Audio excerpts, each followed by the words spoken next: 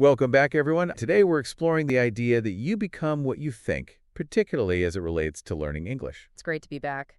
It's amazing how much our mindset can impact our experiences, especially when it comes to learning a new language. To get started, let's picture two people learning English. Sarah and Tom both really want to get better. They're both dedicated, yeah, but they approach learning in totally different ways. Sarah's super positive. She's always saying things like, I can do this. She celebrates every step forward, no matter how small. Tom, well, he's more on the negative side. He gets stuck thinking English is too hard or I'll never be fluent. Now, fast forward 6 months, Sarah, with her positive attitude, she's speaking more confidently and actually having fun while she learns. She sees mistakes as a chance to grow, and that keeps her going. Tom, though, feels discouraged, like he's not moving forward at all. His negative thoughts end up holding him back. It really shows how our thoughts, even when we're learning English, can shape what happens. And it's not about pretending everything's easy. Learning a language takes work, for sure. It's more about how we deal with the tough parts. Do we let setbacks stop us, or do we use them to learn? So instead of getting lost in a role play, let's jump right into some things you can actually do to create a more positive and productive mindset for learning English. The first thing is to really focus on positive self-talk. I know it might sound a little weird, but it really works. You could start your day by looking in the mirror and saying, I'm getting better at English every day. I love that. I've noticed that even just switching out "I can't" for "I'm learning" makes a huge difference for me. It totally does. It changes your whole outlook. Here's another one. Let's say you're having trouble with pronunciation. Instead of saying, I'm terrible at this, try, I'm practicing and getting better at pronunciation. Hear the difference. Yeah, that small change makes it so much more encouraging. For sure. And you can do that with any part of learning English. Instead of thinking about what you haven't mastered yet, celebrate what you have already learned.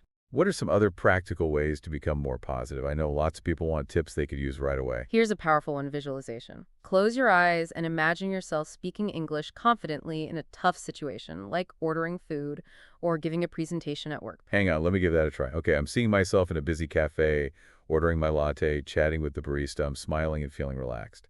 That actually feels pretty amazing. Right. Visualization is like a mental rehearsal for success. Your brain starts to see it as possible, and that builds your confidence. It's like giving your brain a sneak peek of what you can achieve, and that makes you believe in yourself even more. And that positive belief is so important for reaching your language goals. Now, here's another practical tip. Surround yourself with positive things. That makes sense. I think having a supportive community and finding inspiration from others is huge. What would that look like for someone learning English? It can be simple things like watching English learning channels on YouTube, listening to podcasts, or joining online groups where other English learners hang out and support each other. Those are great. I personally love podcasts. They make learning a language so much more fun and easier to fit into your day. Me too. There are so many awesome podcasts out there for every level of English learner. They're full of helpful tips, interesting information, and inspiring stories. Let's change gears a bit and talk about something I find really important, focusing on your progress, not perfection. That's so key. Trying to be perfect can stop you from moving forward, especially when you're learning a language. It's a journey, and you're going to have good days and bad days. You have to accept the imperfections as part of the process. I know that in my head, but it can be hard to remember when I'm actually trying to speak English.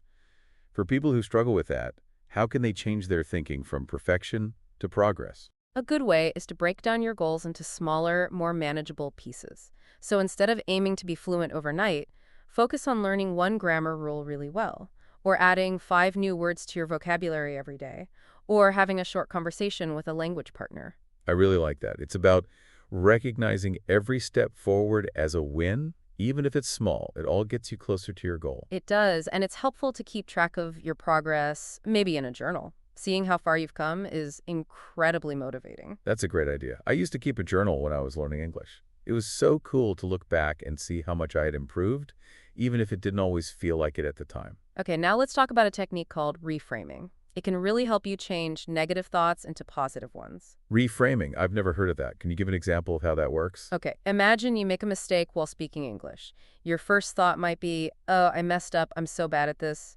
Don't dwell on that. Instead, try saying, it's okay, I'm learning, and I'll try again next time. Wow, that's such a small change, but it feels so much better. It takes the pressure off and helps you see the mistake as a chance to learn. Exactly. It helps you build resilience and stay positive, which is so important for learning a language over the long term. Here's one last tip that I find really helpful. Tell me everything.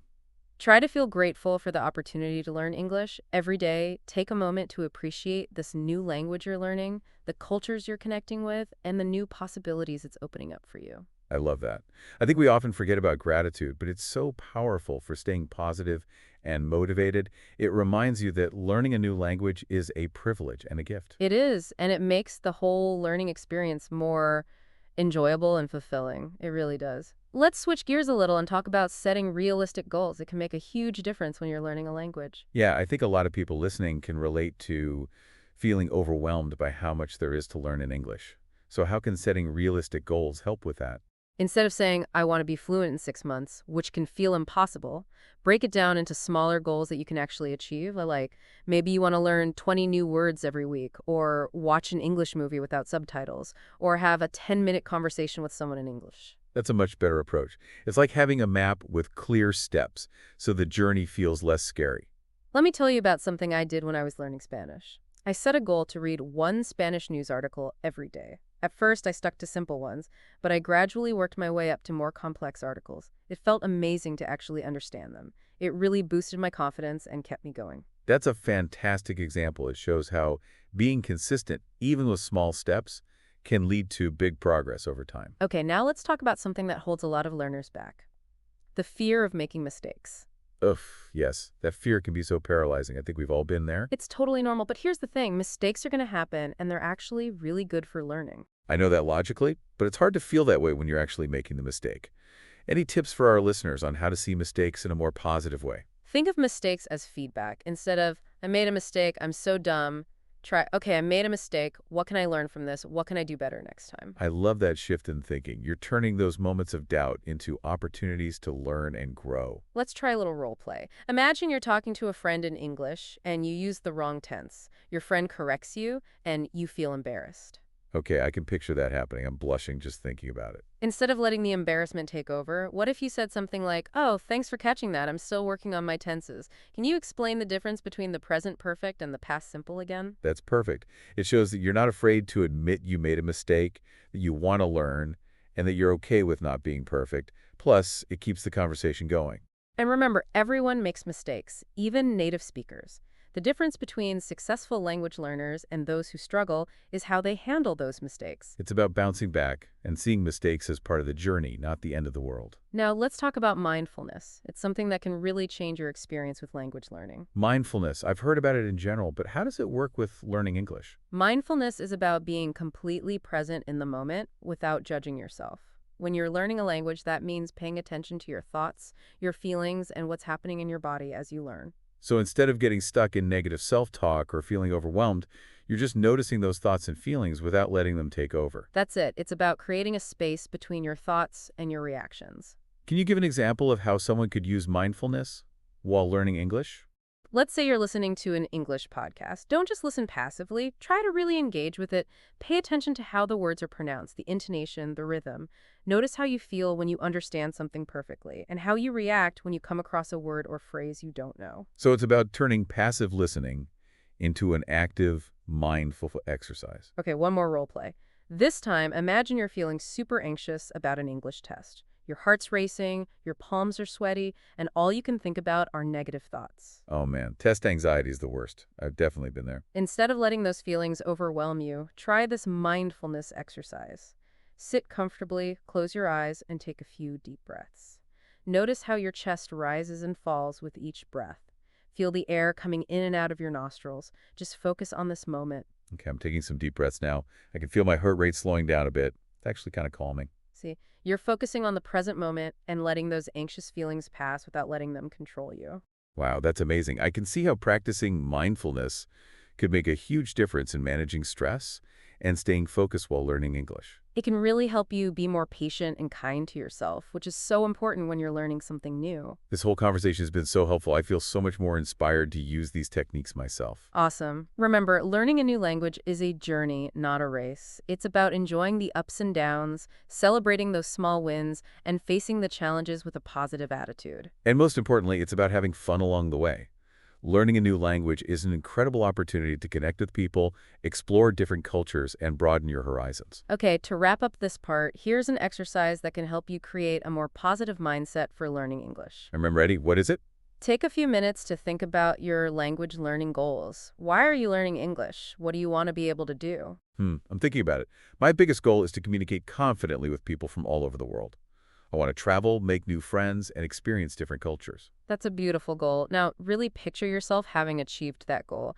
Imagine yourself having those conversations, traveling to those places, and living the life you dream of. I'm picturing it. I'm in a busy market in Morocco, bargaining with a vendor in fluent Arabic, and we're both laughing and having a great time. It feels so real. That's the power of visualization. When you create a clear mental picture of what you want, you're setting yourself up for success. This has been so empowering. I feel even more motivated to keep learning English now, and I know I can do it. I love to hear that. Remember, you have the power to create the reality you want. Choose to focus on the positive, embrace the challenges, and don't give up on your dreams. And as we head into the final part of our conversation, I'd love to hear some stories about people who've learned English successfully. I think those stories can be so inspiring. I agree. Let's share some of those stories with our listeners and show them what's possible when you have passion, determination, and a positive mindset. It's amazing to hear how people have actually done it. So there's this one story that really stuck with me about a woman named Maria.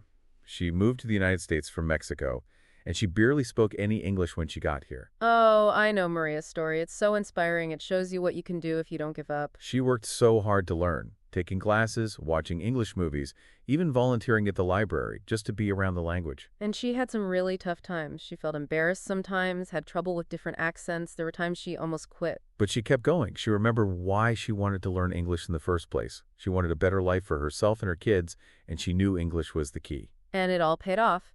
Now she runs her own bakery, and she talks to her customers in fluent English every day. It just shows how learning a language can open up so many possibilities. It proves that it's never too late to learn, and if you're dedicated and stay positive, you can achieve anything. All right, let's talk about another amazing person, Kenji from Japan. He always dreamed of studying in the U.S. That's so cool. I can definitely relate to that, wanting to experience a different culture and study abroad. Yeah, he loved American culture and books, but his English wasn't good enough. So he took charge. He surrounded himself with English podcasts, movies, you name it.